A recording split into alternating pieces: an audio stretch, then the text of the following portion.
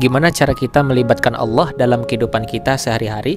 Kenapa penting sekali melibatkan Allah dalam kehidupan kita sehari-hari? Karena sesungguhnya manusia itu tidak bisa hidup hanya dengan mengandalkan dirinya. Orang kalau misalnya hanya mengandalkan dirinya, maka hidupnya akan banyak zalal. Zalal itu banyak trouble, banyak mentoknya. Karena kita ini dhaif, kita ini halu'a, kita ini ajula, kita ini banyak keterbatasan. Nah, bahkan cenderungnya manusia itu rugi.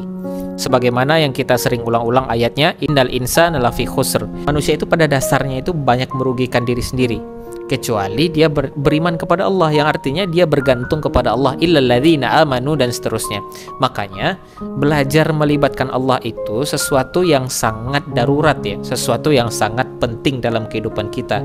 Kalau kita pengen ada keajaiban dalam hidup kita, atau pengen dikasih jalan keluar ketika kita mentok, atau kita pengen meraih hal-hal yang kita anggap mustahil. Karena kata mustahil itu hanya berlaku untuk kita, tidak berlaku untuk Allah. Karena Allah itu ala kulli syai'in qadir. Banyak hal yang bagi kita itu jauh, tapi bagi Allah itu dekat.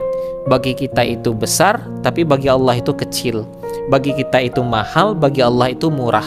Bagi kita itu tinggi, gak terjangkau, bagi Allah itu rendah dan sangat mudah gitu. Nah, bagi kita sulit, bagi Allah itu mudah. Jadi kalau kita hidup hanya dengan mengandalkan diri kita, banyak hal yang akan kita hadapi dengan hanya berkeluh kesah.